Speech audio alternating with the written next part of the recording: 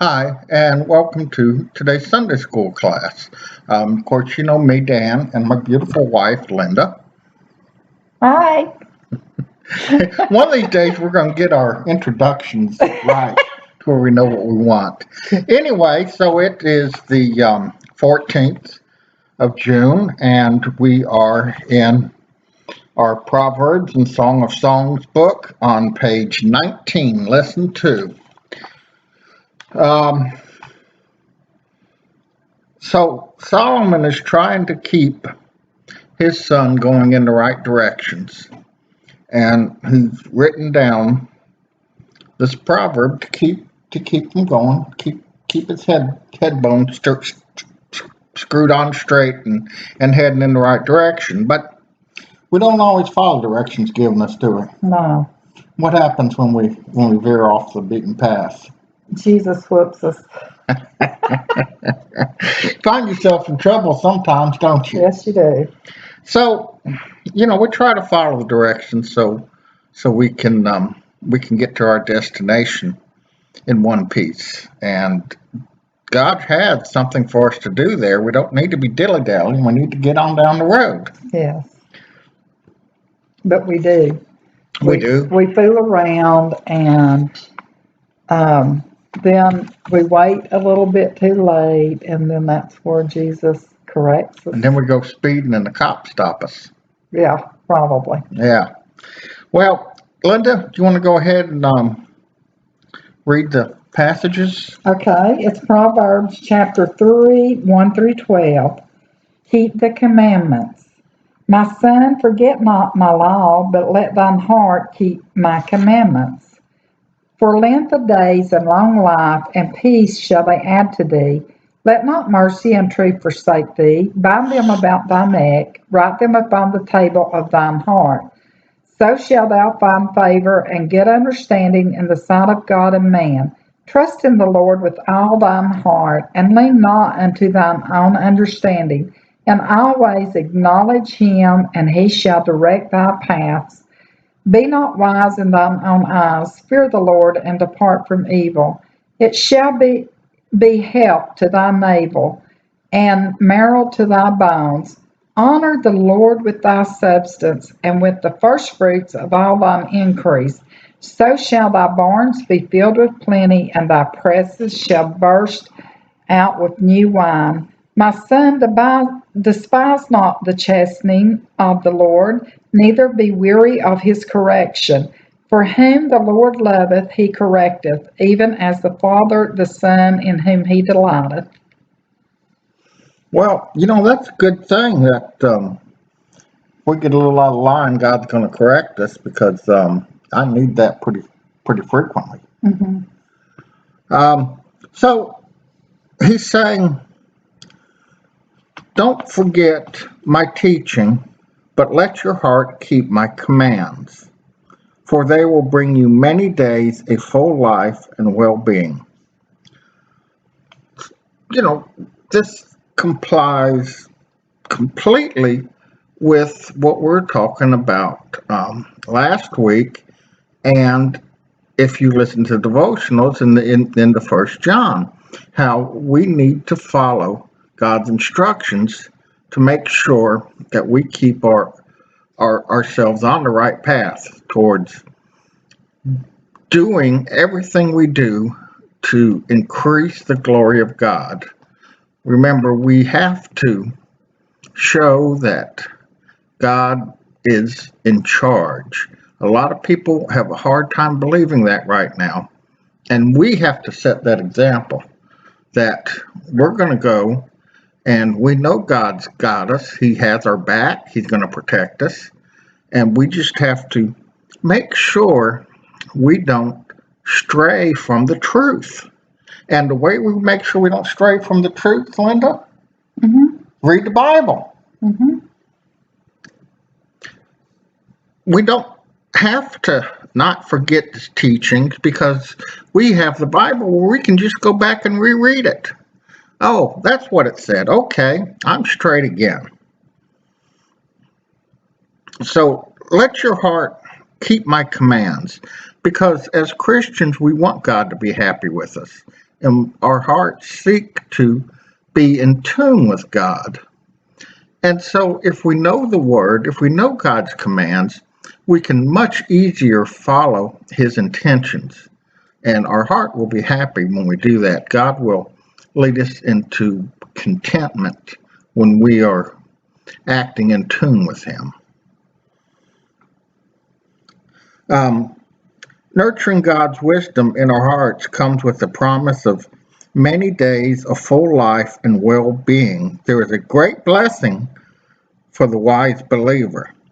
And wisdom, as we have talked about over the last several weeks, comes with knowing God and accepting Jesus and God's love for us.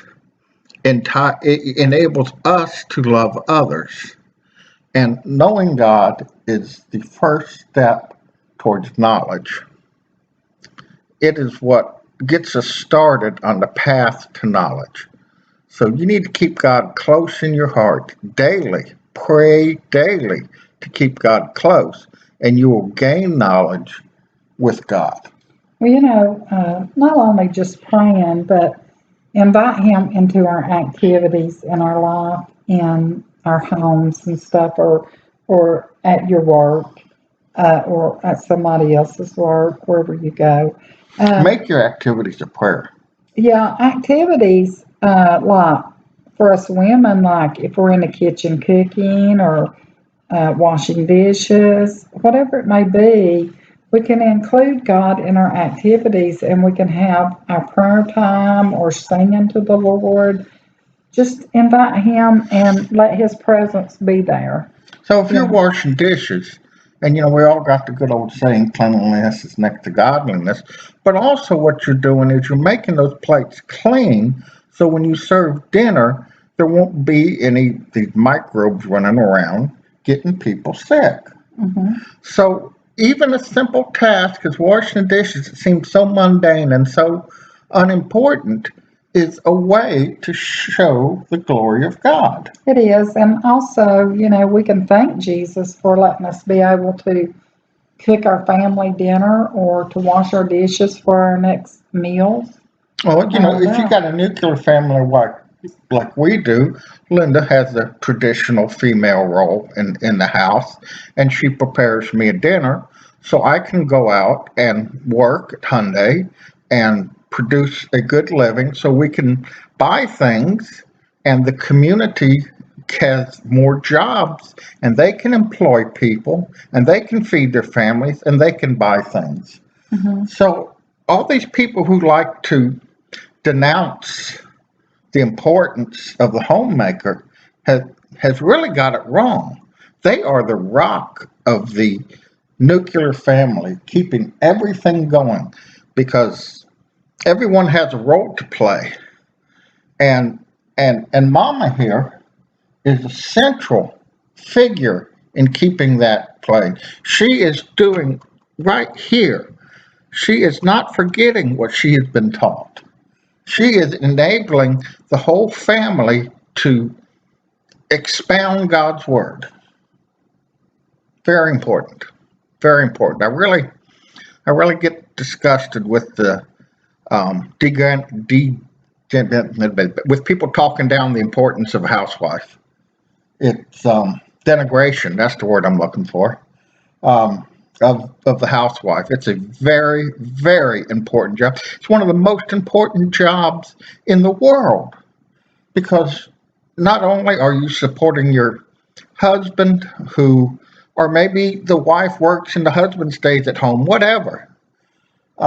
You're supporting a breadwinner who keeps business going, which creates opportunities for families to prosper.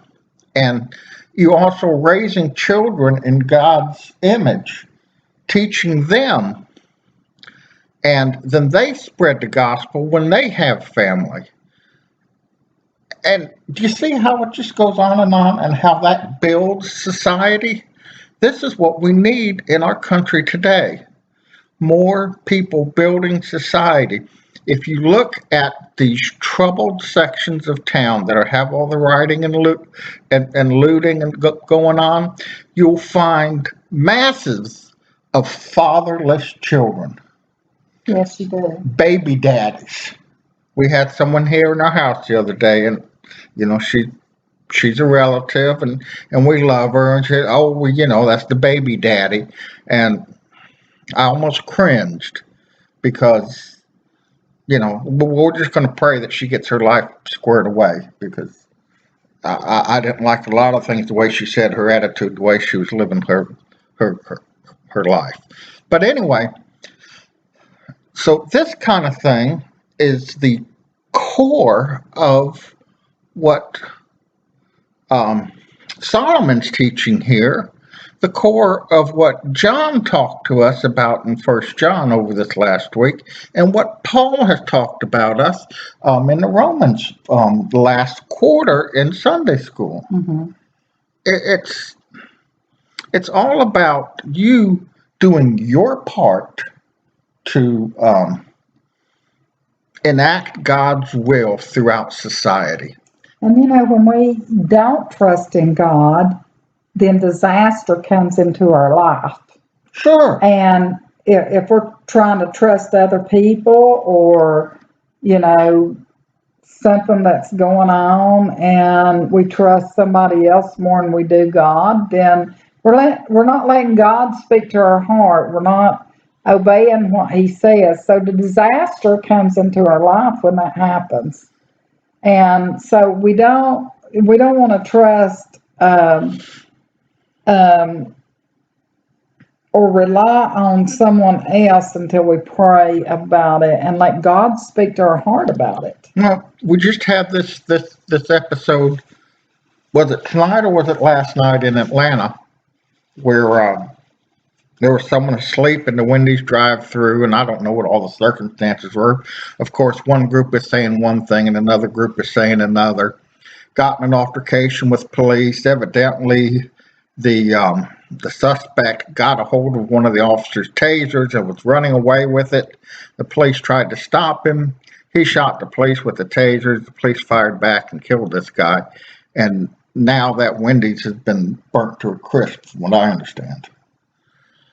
And there's just no love in the hearts. I don't know his name or what happened to get him in this situation, but there were certainly not enough people around him with love in his heart to where he would get himself in that situation and make those bad decisions. Well, I just know that I heard that people had to go around him in the drive-through, and he must have been there asleep in the car. And then the police arrived to get him out of that, and then the altercations led from one thing to another. And we hate that happens like that, because we don't want to see no one killed. We don't want to see no officer fired or anything else. We want all this to be good, but I think there's a lot of tension arising toward officers and toward people. And the love of God is not there. They're not letting God speak to them. They're not thinking about the love that we need to have for each other. I was reading where a couple of cops up in New York City, their police union has actually filed suit against the rioters or suspects or whatever they were, who assaulted the police officers while they were on duty, because the police don't feel like the mayor's got their back, or the governor, or the legislature. They feel alone and afraid out there. And so their union is going after and suing these 19, 20-year-old kids who, I don't know what they plan to get. The kids don't have anything, but I guess they can attach anything they make from now on. But the situation is deteriorating. It's not improving. We need God. We need God-fearing people to go and preach love, and acceptance. You I know, don't know. I don't know anything plainer to say. well, and you know, in verse 7 it says, "Be not wise in thy own eyes, and marvel and or fear the Lord and depart from evil." And you know, it tells us that we need to have humility to turn away from evil. And I can tell you right now, I do not want to be in the midst of evilness. Um, you know, I would run to the Lord and I would have that humility because I just wouldn't want to be in the presence of any kind of fighting or anything. It would scare me on that part. And then it says navel and bones stand for the entire person. You know, when we were born, our, you know, that's how we got our nourishment was through our navel. And that's how, you know, we're connected there still yet with our navel and our bones for our entire body here to be fed, you know. And, you know, a lot of people don't understand that we're connected here. Our whole bodies are connected the way the Lord wants us, you Yeah, know, and to listen to Him and have that humility in and our life. and we're connected spiritually. Yeah, connected spiritually on All that. all those instructions in here, although they seem to deal with the physical and whatnot, they're also for the spiritual life and your spiritual growth and the spiritual fulfillment of all of society. Hmm. Um, Honor the Lord with your possessions of the first produce of your entire harvest. Then your barns will be completely filled and your vats will overflow with new wine. Had this old preacher up in Kansas, and he was a fire and brimstone kind of guy. And, well, you know, he had a steady diet of that every Sunday. But one of the things he said that really kind of struck me, and I've proven it, but of course my faith is just, you know, set in muddy, soft clay, you know? Hmm. But he says that if you give 10%, God will make that 90% go like 110%. Oh, yeah. And that's what it says right here. Honor the Lord with your possessions, with the first produce of your entire harvest. Then your barns will be completely filled and your vats will overflow with wine. I believe that. I've We even experienced that. You know, you give from your heart, and it's not always about giving in the church. It's about giving of yourself too, about what you do for other people and how you love other people. and what you do for yourself with the talents God gives you. When Yes. you go to work, you give yourself of work. You use your fullest abilities to do your job and be productive while at work. You you know, it goes along with give unto Caesar what is Caesar and give unto God what is God's. You give your employer what he deserves, which is your best, but you also giving to God at the same time because he wants you to develop your talents to their best. And you know, don't be lukewarm or he'll spew you from his mouth. He wants you to go after it and be productive. He wants the company you work for to be successful and sell good products so more people want to buy them, so more people can go to work and provide for their families and just raise society in general. And it's all about you keeping your nose to the grindstone while you're at work. And I am so guilty of goofing off at work. I'm terrible, but you know, I get my job done and I get everything, you know, everything that's assigned to me and more. But I could do better. I could. That devil, he's out there fighting me, and it's hard. But I think if you pray for me, I'll get better. right. And that's things that sometimes we don't discuss, and maybe that's the first I've heard him say that, but he just admitted his guilt here. Now, Jesus says to ask God, uh, for whom the Lord loveth, he correcteth, even as the Father the Son in whom he delighteth. But, and I may be getting a little ahead of ourselves here, Discipline's not punishment. but to ask God it's improvement. To ask God to refrain from giving us correction would be to ask him to love us less. Well, Right. we never want that. We don't want him to love us less, that's for sure. But we want him to love us more. And when we ask for forgiveness, just like Dan confessed here, then he is going to forgive us, and he's going to help us to do better in our life. And I have the same issue, just like Dan here in the home. Sometimes I said a little bit too much, and I shouldn't do that. I should be up doing something more than what I'm giving of myself for my family here, for my husband. And many of you in this class are retired, and it's your job to get your grandchildren and teach them some of that wisdom you've gained over the years.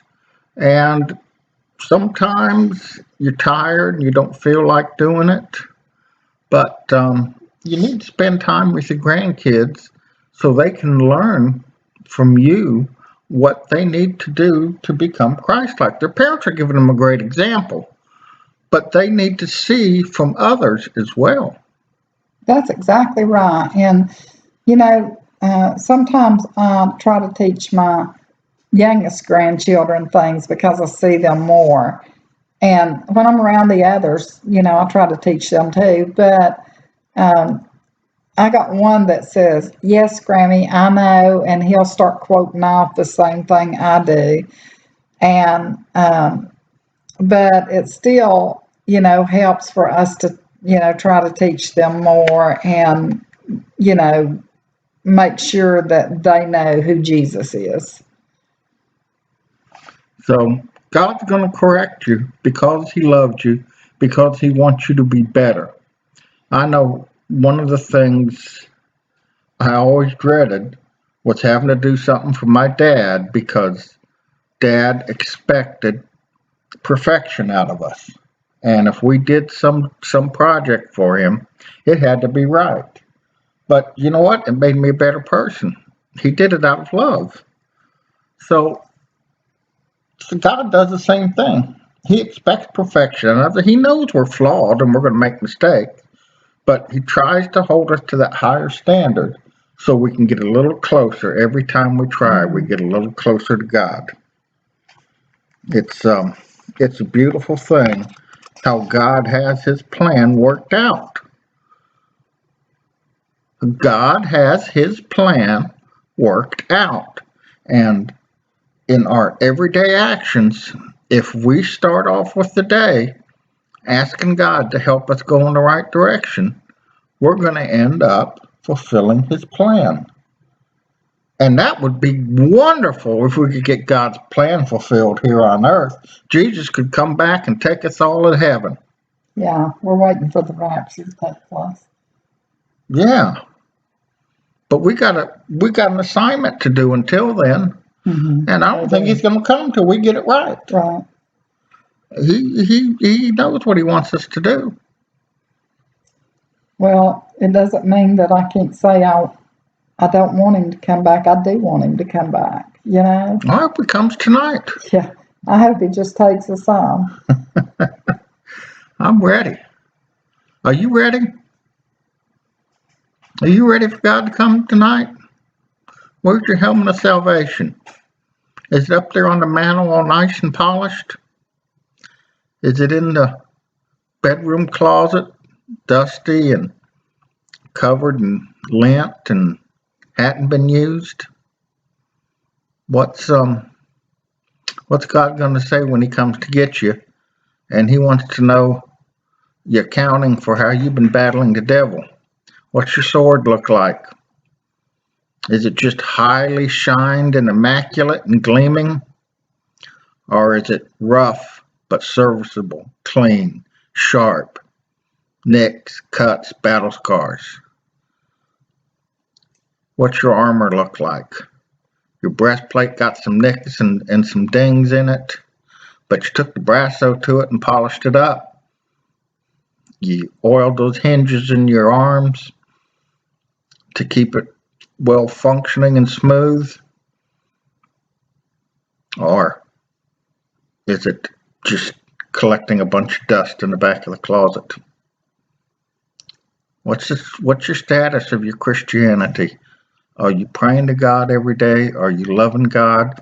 Are you forgetting what He told you? Are you the son? Don't forget my teaching. Let your heart keep my commands, for they will bring you many days, a full life, and well-being. Are you following God's commands? Are you remembering His teaching? Are you, when you forget His teaching, going back and reading it again and again? These are important things. The devil is a very, very crafty guy. And if your armor isn't up to snuff, if you don't have that breastplate, that righteousness, he's going to take you down. If your feet aren't shod with the gospel, he's going to go after your ankles and trip you up. You need to get into the Word all the time and have it in your heart. So when you see the devil, you may not recognize him right off the bat, but if you listen more than a couple minutes, you can pick him out, because he'll be saying, well, we need to do this, we need to do that, I've got a plan. Not, here's God's plan, how can we carry it out? Watch them, be knowledgeable, be on your toes, because the devil's on his and he's out to trip you up. And you know that I have those problems sometimes where I've laid my stuff up on the mantle and it's been dusty, and I have to ask God to forgive me of my sins and start over again, because I've not done the right thing. I've not been acknowledging God like I should have. And that's the beauty of this. Just like we talked about in Deuteronomy, where when we talked about sinners in the hands of an angry God, no matter how far you go away, no matter how far you turn and run, all you have to do, Linda, is ask is God, turn around. Yeah. And God's right there. To forgive me. He's right there. He will never be any further than right there at your back. Sometimes I had to do that this morning. Lord, forgive me for not doing what I should do through the day, for you. And, it really bothers me that I can't keep up with it all. I know that I'm not perfect, but sometimes I'm not just making things a little better for me to glorify God. Well, we've got some things to think about here.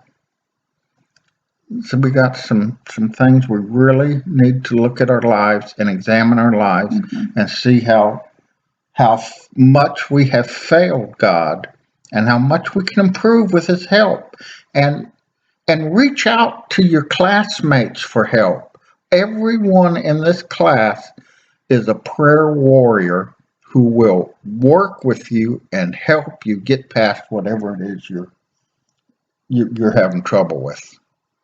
Well, there's sometimes that, I fail to do that, like call one of my classmates up and just have a conversation that I need to have, because we're all stuck in our homes. And I know that we all get tired of cleaning house and just staying in. And sometimes, like, you're working and I have nobody to talk to. So it's really tough sometimes. And there's times that we carry burdens to where we really need each other and need to talk to each other and get things off of our chest. And my darling wife here is a chaplain.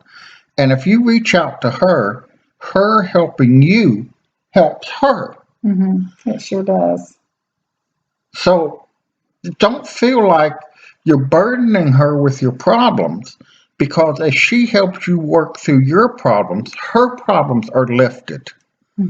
It's a two-way street. It's not a zero-sum game. God adds to both of you. Right, exactly.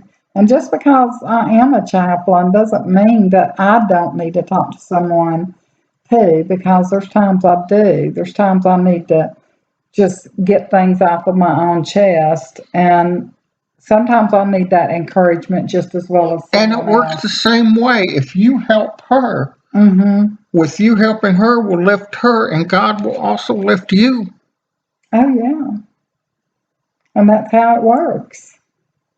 It's not a zero-sum game. It's two people struggling come together, and then they both rise up higher than they ever were.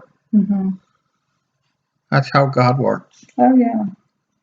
And then we have that peace of God in us. There you go. There you go. So let's close up in prayer here today. Um, we want to remember this country in prayer.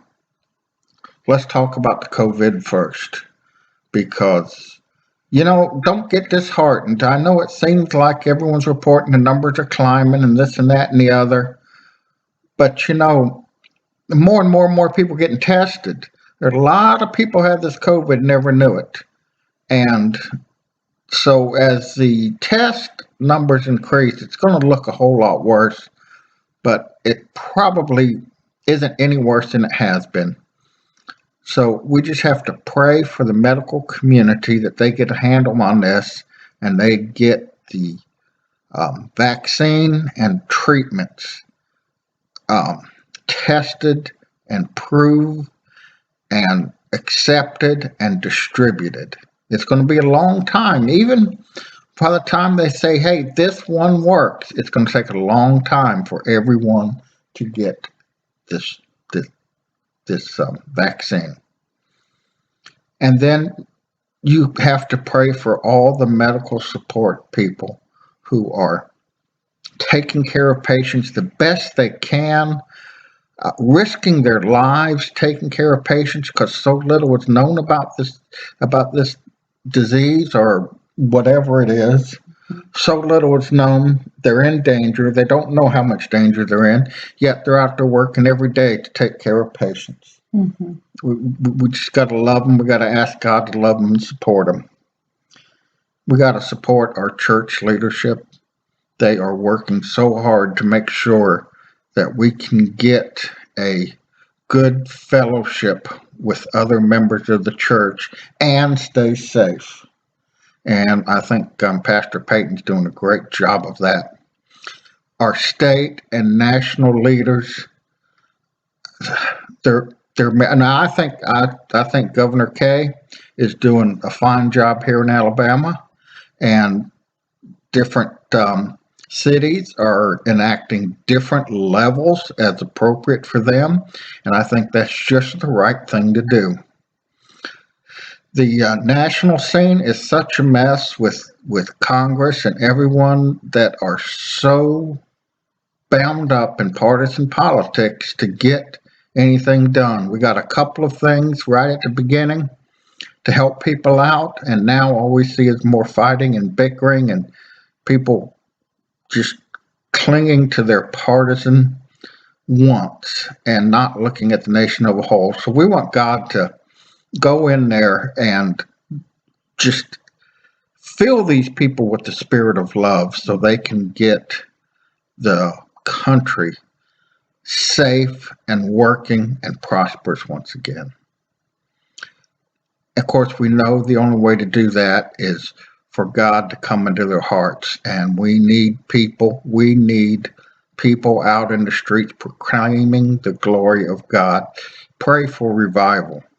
This country has got to have revival. The racial tensions are not going to go away unless individuals have a change of heart. All these protesters and counter protesters, if they would come to God, if they would come to Jesus, they would work it out. Everyone deserves a fair shot in life. No one deserves to have their life choked out of them without a trial and a proper adjudication of law. No one deserves just to out in the street to get firebombed. Their business, their whole life savings, and what they were going to do for their retirement just firebombed out of existence. No one deserves that. And it's a heart problem, people. It's not a gun problem. It's not a hammer problem. It's not a tool problem. It's a problem of the heart. We have to get to people's hearts so they will love God. Once they love God, they will love their neighbors. And all this silly nonsense, this racial hatred, this baiting, it will go away with God's love. So continue praying to end all the racial prejudices, one man at a time, one woman at a time. Reach out to them and change their hearts. Lord, we pray for these things. You know our hearts. You know what our wants and desires are. We beseech you to give us the strength, give us the intelligence, give us the motivation to go out and do your will, to spread your good news, to bring more and more people into your fold. We don't want anyone to go to hell forever, Jesus. We want them all in heaven with you and with us, celebrating your love. Please give us what we need. Give us the tools. You've already given us the tools. You've given us talent and time and treasure. And most of all, we need just a swift kick in the butt so we can go out and do it. So please provide us with the courage and the willpower to do your will. Amen. Amen. Well, All right. until next time, Yeah. I pray that you're all blessed. And if you need anything, please give us a call. Okay, we'll be on vacation this week, so our goal is to get all 5 of them done and posted over the next day or so, and we'll come in towards the end of next week and do the following weeks. So we hope to see y'all soon. Bye-bye. Bye.